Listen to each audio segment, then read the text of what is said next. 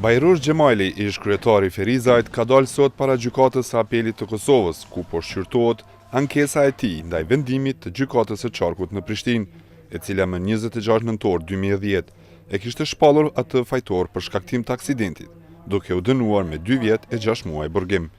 Gjemajli akuzohej për veprën penale rrezikimi i trafikut publik, pasi më 21 maj të vitit 2009 kishte shkaktuar një aksident me pasojë vdekjen e të riut Labinot Rustemi.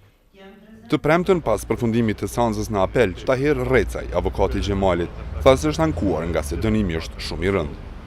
Pasi ishte shpallur fajtor për akuzën para 4 vjetësh, Gjemali kishte dhënë ndërheqje nga posti kryetarit të komunës së Ferizajt. Avokati Recaj tha se klienti i tij do ta pranojë çfarë do vendimi të apelit dhe do të shkojë në vuajtje të dënimit nëse dënohet me burg. Gjykata e apelit ka njoftuar se vendimi për këtë rast do të bëhet publik ditëve në vijim.